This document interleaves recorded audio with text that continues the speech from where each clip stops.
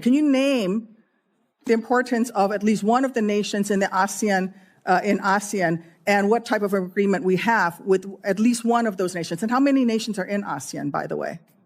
I couldn't tell you the exact amount of nations in that, but I know we have allies in South Korea and Japan and in AUKUS with Australia, trying to work on submarines with them. Mr. Hegseth, none of those countries are in ASEAN. Across. None of those 3 countries that you've mentioned are in ASEAN. I suggest you do a little homework before you prepare for these types of negotiations. Listen,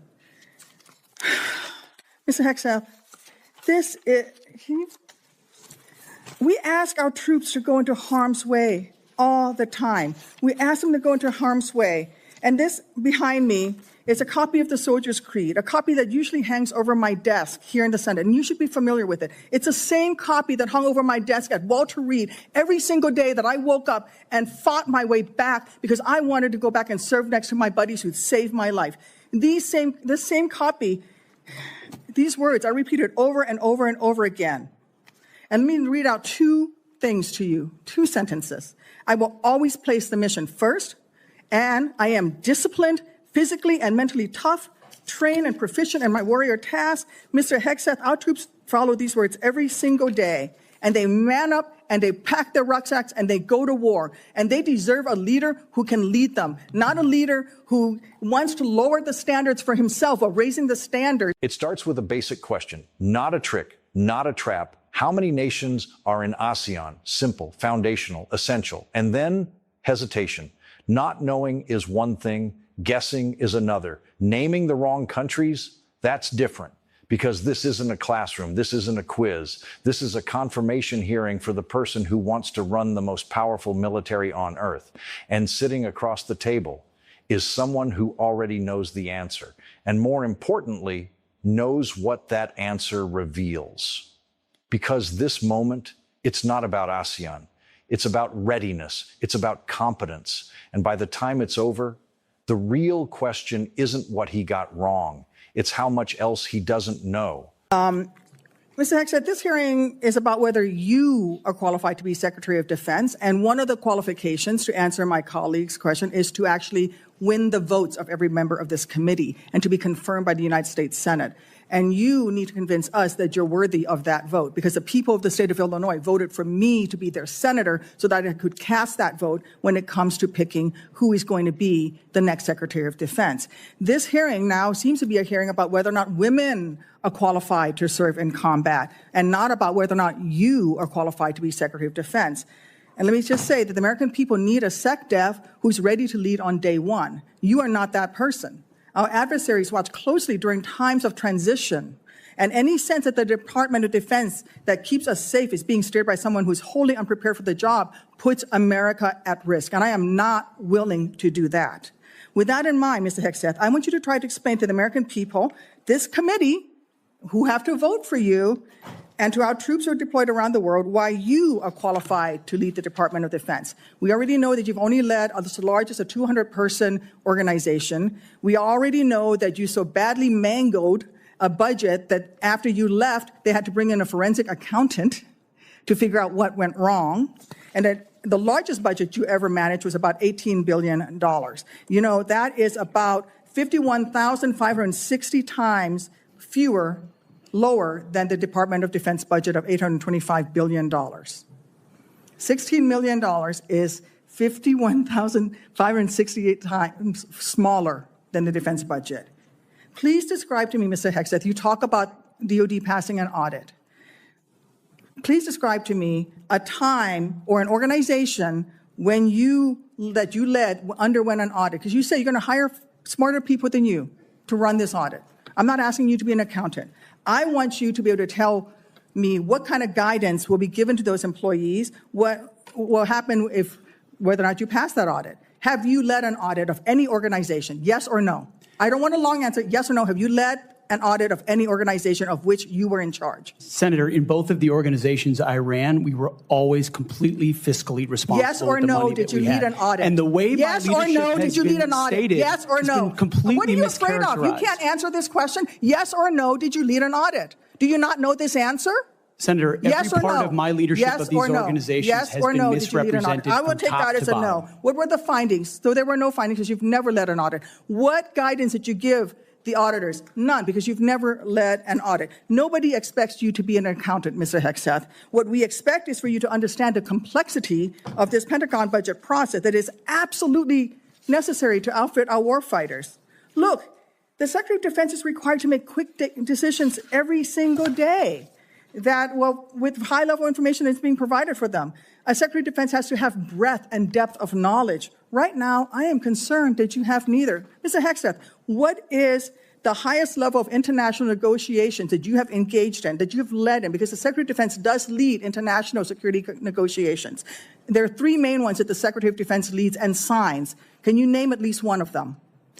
Could you repeat the question, Senator? Sure. What is the highest level of international security agreement that you have led? And can you name some that the Secretary of Defense would lead? There's three main ones. Do you know? I have not been involved in international security arrangements because I have not been in government other than serving in the military. So my job has been to no. The lead answer is men no. and Can you women in name one of the combat. three main ones that the You're Secretary talking of about Defense defense arrangements. I mean, NATO might be one that you're referring to. Status of Forces Agreement would be one of them. Status of Forces Agreement. I've been a part of teaching about Status of Forces Agreements. But you don't remember to Afghanistan. mention it? You're not qualified, Mr. Hegseth. You're not qualified. You talk about repairing our defense industrial complex. You're not qualified to that. You could do acquisition and cross-servicing agreements, which essentially are security agreements. You can't even mention that.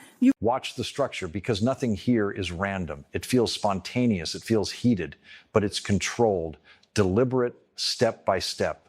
First, control the frame. Before any real questioning begins, Tammy Duckworth resets the entire room. She says it directly. This hearing is not about distractions, not about side debates. It is about one thing: qualification. That matters more than anything else, because once the frame is set, every answer is judged against it, and every failure becomes clearer. Second, build the case before asking the question. She doesn't jump in aggressively. She lays out facts: a 200-person organization, budget mismanagement, a forensic accountant brought in after, then the number, 16 million, and then another number, 825 billion. That's the Department of Defense. Let that gap sink in. Not slightly bigger, not moderately larger, 51,000 times larger. That's not a step up. That's a different universe. And she doesn't need to say it. The math says it for her. Third, the audit question, simple, direct. Have you ever led an audit? Yes or no? No wiggle room, no interpretation, just clarity. And this is where everything begins to crack. Pete Hegseth doesn't answer. He circles, he reframes, he talks about responsibility, but he avoids the core. So she asks again, same question, yes or no? Again, no answer. Now comes the moment, calm, controlled. I will take that as a no. That line lands hard because it ends the debate. It removes ambiguity. It tells everyone watching he didn't answer. And the answer is no. No shouting, no theatrics, just conclusion. And from that point forward, the tone changes. Fourth, escalation. Now she moves to something bigger. International security agreements. This is not theory. This is the job. The Secretary of Defense negotiates with allies, signs agreements, shapes global security. So she asks, name one, not all, just one. He hesitates, asks her to repeat. That hesitation matters, because in real negotiations, there are no second chances to hear the question. Then a guess, NATO, a broad alliance, relevant, but not precise, not what she asked. And she doesn't correct immediately. She waits. Silence again. Pressure builds. Eventually, he reaches for something closer. Status of Forces Agreement, but it comes late, after hesitation, after uncertainty, and timing matters, because knowing something late is not the same as knowing it when it counts. Fifth, return to ASEAN. Now the earlier clip makes sense. This wasn't random. It was set up. A test of basic regional understanding. And he failed it, not partially, completely. South Korea, not ASEAN. Japan, not ASEAN. Australia, not ASEAN. 3 answers, 3 misses. And when she says, none of those countries are in ASEAN, that's not just correction. That's exposure.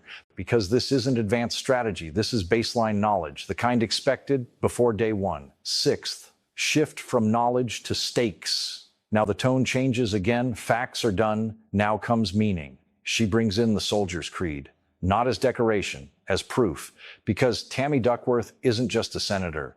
She's a combat veteran. She lost both legs in Iraq. She lived this. So when she reads, "I will always place the mission first," those aren't just words, that's lived experience. And now she draws the line. Our troops meet the standard every day in combat, under pressure, with lives on the line. So why should the standard be lowered for leadership? That's the question she's really asking. Not directly, but clearly. Seventh, the final verdict. You are not qualified. No buildup, no hesitation, no ambiguity, just a conclusion. And here's why it lands so hard. Because she didn't start there. She built to it, step by step, question by question, failure by failure. So by the time she says it, it doesn't feel like an opinion. It feels like the only possible outcome. And that's the strategy. Not to argue, not to debate, to demonstrate. Eighth, the deeper layer. Because this isn't just about one hearing. It's about perception. Supporters will say this was political, a setup, an attack. Critics will say this was necessary, a test, a reality check. And both sides will walk away unmoved. But that's not the point of hearings like this. The real audience is everyone watching later, clips, highlights, moments like ASEAN, moments like, "I will take that as a no." Those become the story, not the full transcript, not the full context, just the defining moments. And those moments shape perception. Ninth, the bigger question, what does it actually take to lead the Department of Defense? Is it vision, experience, instinct, or is it something simpler? Preparation, knowing the basics, understanding the landscape, being ready before you walk in, because once you're in, there are no retreats, no do-overs, no second chances to answer correctly. And that's what this hearing exposed. Not just what was said, but what wasn't known. And that's the part that lingers, because in the end, this isn't just about one nominee, it's about the standard. Who sets it, who meets it, and what happens when someone doesn't. That's when the system is supposed to respond, not emotionally, not politically, procedurally, because confirmation hearings are not ceremonies, they are filters designed to catch exactly this moment, a gap, a hesitation, a failure under pressure, and then ask, is this acceptable? Is this manageable? Or is this disqualifying? Because once that person is confirmed, the questions don't get easier, they get harder, faster, higher stakes, less room for error. No one pauses a battlefield decision to repeat the question. No one slows down a negotiation because the answer isn't ready. And no one explains the basics when the expectation is that you already know them. That's the risk, not the moment itself, but what the moment represents. Because if you struggle here in a controlled room with time, with preparation, what happens out there when intelligence is incomplete, when allies are waiting, when adversaries are watching? That's the real test. And that's what hearings try to simulate. A glimpse, a preview, a controlled version of uncontrolled reality. Now zoom out, because this isn't just about one exchange. It's about standards over time. What used to be required versus what is now acceptable. Experience used to be non-negotiable. Preparation used to be assumed. Now it's debated, redefined, sometimes ignored. And every time the line moves, it rarely moves back. That's how institutions change. Not in one decision, but in a series of small allowances, one exception, then another, until the exception becomes the expectation, and the expectation becomes the new normal. That's the quiet shift happening underneath moments like this. Not loud, not obvious, but real. Because when a nominee struggles with foundational knowledge, the question isn't just about that nominee. It's about the process that brought them there. Who vetted them? Who approved them? Who decided this was enough? And more importantly, who is willing to say it isn't? That's the pressure on the committee, not just to ask questions, but to draw a line clearly, publicly, on the record. Because once that vote is cast, it doesn't disappear. It follows through decisions, through outcomes, through consequences. And if something goes wrong later, people don't just ask what happened. They ask who allowed it. That's why moments like this matter more than they seem. They're not just exchanges, they're signals. Signals about readiness, signals about standards, signals about accountability, and signals travel. They reach allies, they reach adversaries, they shape perception far beyond that room. Because leadership at that level is not just about what you do. It's about what others believe you can do. Confidence matters, credibility matters. And once doubt enters the equation, it doesn't leave easily. So when someone doesn't meet the standard, the system faces a choice: adjust the standard or uphold it. And that choice defines everything that comes next. Because once that decision is made, it doesn't stay contained. It spreads across agencies, across appointments, across expectations. Standards at the top don't just sit there, they cascade downward.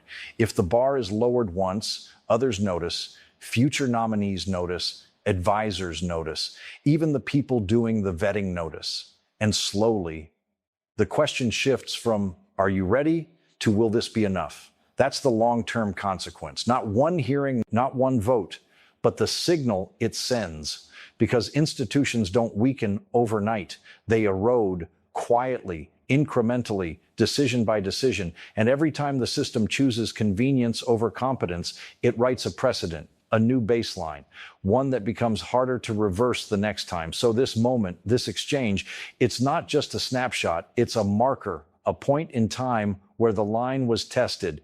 And now everyone is watching to see where that line is finally drawn. Lee? The confirmation hearing of Pete Hegseth for Secretary of Defense was not merely a political formality but a collision between two diametrically opposed worlds, the world of curated media personas and the cold, unyielding reality of military command. It began with Hegseth presenting himself as an open book, a man who had supposedly conquered the demons of his past, specifically heavy drinking, yet this narrative immediately fractured under the surgical precision of Senator Mark Kelly. Kelly, a retired Navy captain and astronaut who navigated the vacuum of space and the chaos of combat, did not rely on rhetoric. Instead, he used Hegseth's own admissions as the foundation for a logical cage. As Kelly moved through 5 distinct incidents in 2014, from Virginia to Cleveland to North Carolina, where Hegseth was allegedly carried out of events or intoxicated in front of subordinates, the nominee's only defense was the robotic repetition of the phrase anonymous smears. This defense was fundamentally flawed because, as Kelly noted, many of these accounts were not anonymous. They were documented by people who had put their names on the record. This created a paradoxical trap. If Hegseth truly was an open book who had overcome his struggles, he could not simultaneously claim the struggles never happened. You cannot overcome a shadow, and by denying the specific incidents, Hegseth inadvertently admitted that his redemption arc was a fabrication designed for political consumption. The tension shifted from personal conduct to professional disaster when the questioning moved to Louisiana, where a sexual assault settlement was paid out to a female staffer in an organization Hegseth led. His defense, that he didn't know how it played out, was perhaps more damning than the incident itself, signaling to the committee that as a leader, Hegseth's instinct was to insulate himself from failure rather than take responsibility for those under his command. This vacuum of leadership was then filled by the righteous fury of Senator Tammy Duckworth, who moved the focus from character to sheer competence. Duckworth, who lost her legs in Iraq, brought the soldier's creed into the room, reminding everyone that while we demand perfection and warrior tasks from 18-year-old privates, we were now considering a man for the top job who couldn't answer basic foundational questions. The ASEAN Blunder was the first major crack in the facade. When Hegseth was asked to name a single nation in the Association of Southeast Asian Nations, he guessed South Korea, Japan, and Australia, none of which are members. This wasn't a trivia error. It was a catastrophic failure to understand the geopolitical fulcrum of the Indo-Pacific, the very region the US is currently trying to secure against Chinese expansion. Duckworth then pivoted to the 51,000x gap, a mathematical reality that should have ended the hearing instantly. She pointed out that Hegseth's previous experience involved managing a $16 million budget, while the Pentagon manages $825 billion. The sheer scale of this jump is nearly impossible to visualize. It is the difference between managing a single neighborhood lemonade stand and controlling the entire global economy. When pushed on whether he had ever led an audit, a basic requirement for a Secretary of Defense tasked with cleaning up the Pentagon's notoriously messy books, Hegseth's silence was his most honest answer. Duckworth's "I will take that as a no" echoed through the chamber, marking the moment when Hegseth was no longer a candidate, but a liability. The hearing exposed a terrifying new precedent in American governance: the triumph of loyalty over literacy. Hegseth struggled to name the three main international security agreements the Secretary of Defense leads, hesitating on status of forces agreements, SOFA, until the answer was essentially fed to him. This lack of preparation is a direct threat to national security because, in a crisis, there are no do-overs and no staff members to whisper the answer in your ear. The Senate, however, chose to ignore the clear evidence of unreadiness. By confirming him on a party-line vote of 51-50, they moved the standard of leadership from the ceiling to the floor. They signaled to the world, allies and adversaries alike, that the United States was willing to put a man in charge of its nuclear arsenal and its 3 million service members who lacked the basic geographic and fiscal knowledge to run a local precinct, let alone the Department of Defense. As the documentary concludes, we see the immediate fallout. Military lawyers fired, press photographers banned for taking unflattering photos, and classified data shared on unsecured apps. These aren't just mistakes. They are the predictable outcomes of a leader who views accountability as a smear and preparation as optional. The warnings of Kelly and Duckworth were not partisan attacks. They were the desperate alarms of veterans who know that in the military, when the leadership is unprepared, it is the soldiers who pay the price in blood. The open book was finally read, and what was found inside was a vacuum of experience that now sits at the center of the world's most powerful war machine, proving that while you can confirm a man to a position, you cannot confirm him to be ready for the mission. This is the enduring legacy of the Hegseth hearing. The day America decided that the soldier's creed no longer applied to the people who give the orders.